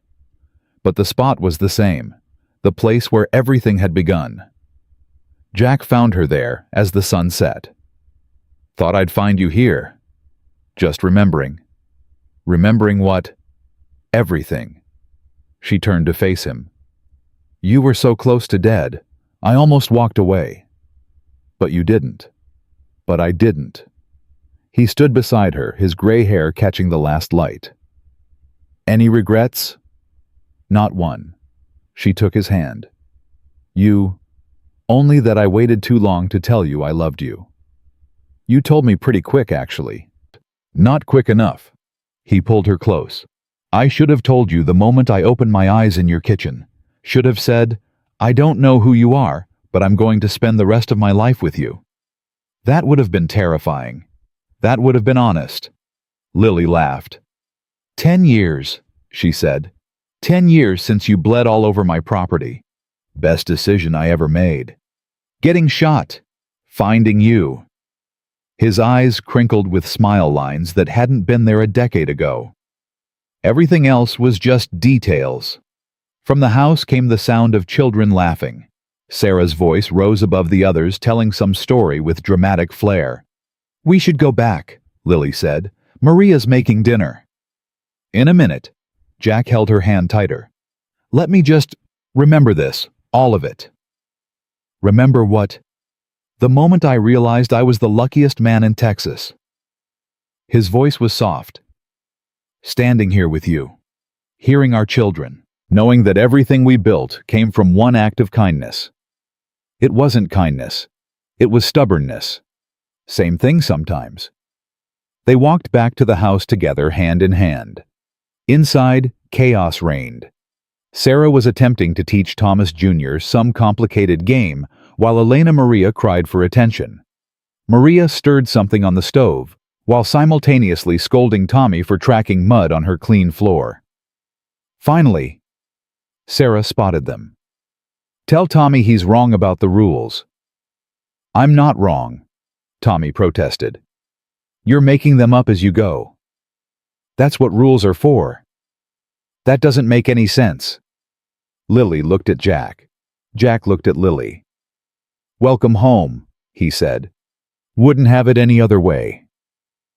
That night, after the children were in bed and the house was quiet, Lily stood alone on her porch one last time. The land stretched out before her, silver in the moonlight. Land that Thomas had dreamed of. Land that Cole had tried to steal. Land that she had fought for, bled for, nearly died for. Her land now, her family's land, their legacy. She thought about the woman she'd been 10 years ago, alone, afraid, convinced that survival was all she could hope for. She didn't recognize that woman anymore. Jack appeared beside her, slipping his arm around her waist. "Can't sleep." Thinking. About everything. She leaned into him. "How far we've come. How much we've built. How different everything is now." "Regrets?" "None." Her voice was certain. "Not a single one. Even the hard parts. Especially the hard parts." She turned to face him. "The hard parts made us who we are, made this family, made all of it possible." "You really believe that?" "I know it." She touched his face. "I know that every struggle, every loss, every moment I thought I couldn't keep going, it all led here, to this house, to our children, to you." Lily Chen Morrison. Jack smiled. "You are the most remarkable woman I have ever known." "I know." She smiled back. "Took you long enough to notice." "I noticed the moment you started dragging me through the dirt. Just took me a while to find the words." She kissed him then, under the stars on the land they'd built together.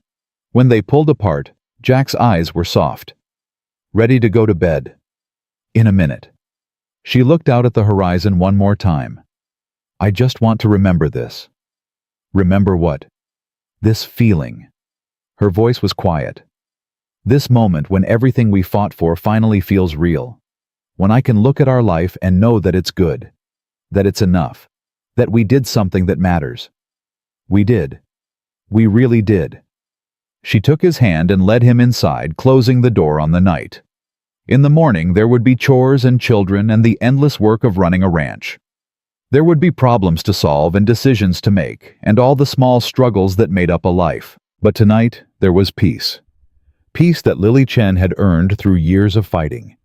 Peace that she'd found with a stranger who'd become her partner.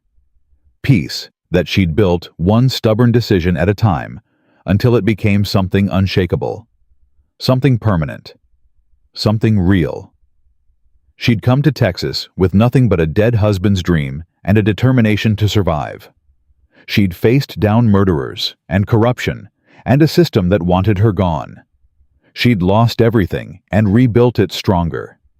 And in the end, she'd discovered the truth that had eluded her for so long.